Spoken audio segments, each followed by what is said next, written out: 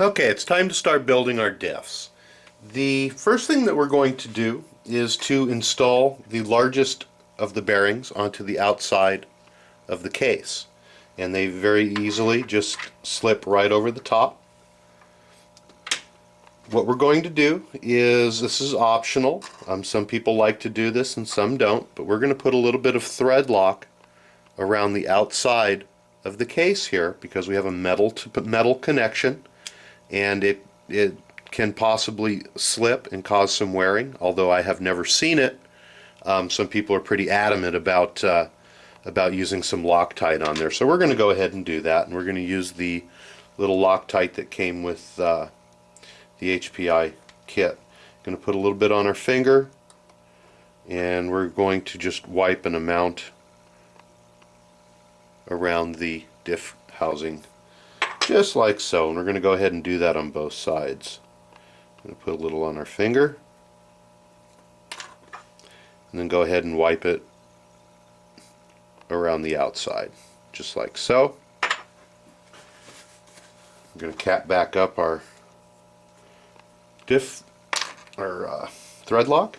We're going to go ahead and drop the bearings right over the diff. We're going to go ahead and use our fingers and press on them to make sure that they are solidly set all the way down onto the case.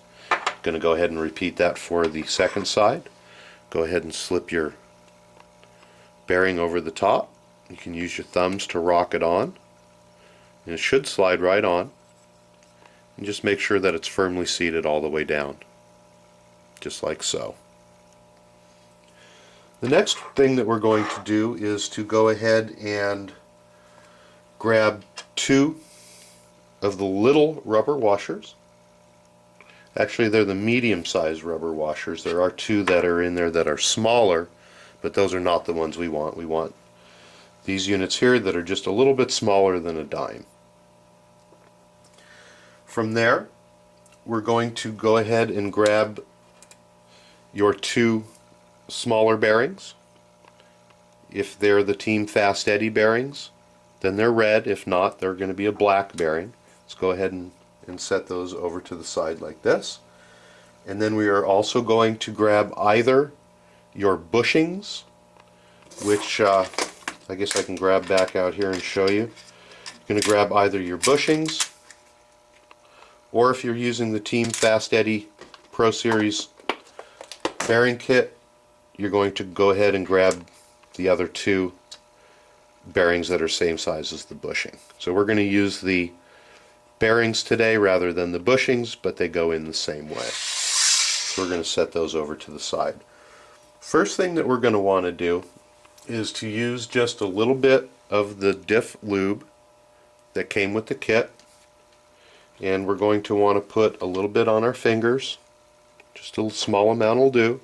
And we're going to want to go ahead and lubricate the two rubber seals that came with the kit. And that, once it's lubricated, is going to drop right inside here. So go ahead and lubricate it.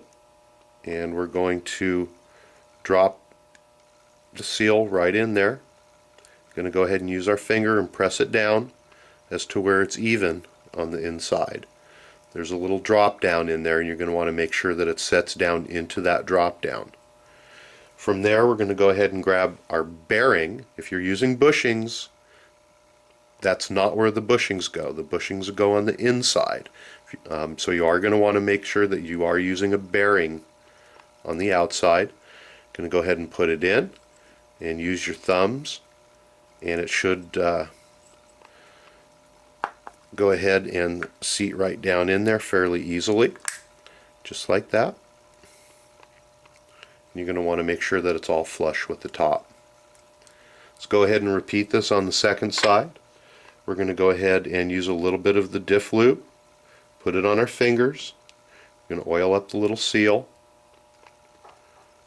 and we're going to go ahead and drop that seal right down inside the drop down on the diff case.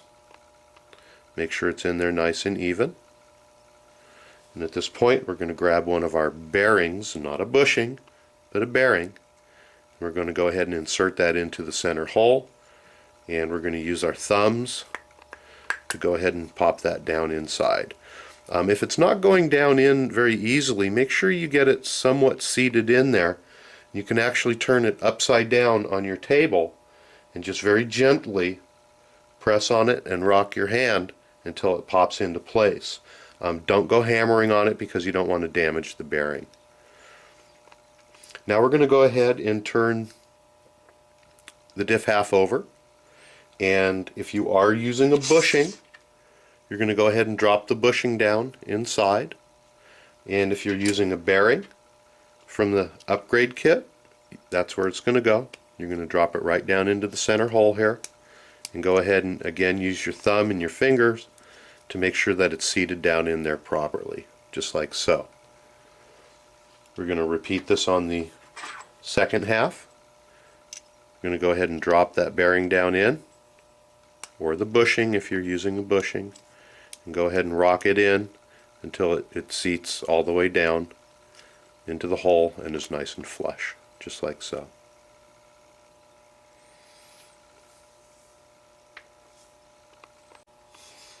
At this point, we're going to go ahead and grab your out drives. I'm going to go ahead and place one in front of each diff half, and we're going to use a little bit of the diff grease on our finger.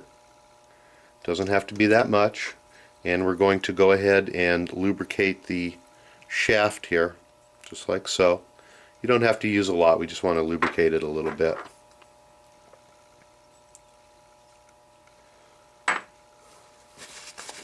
Wipe our hands off so we don't get everything messy.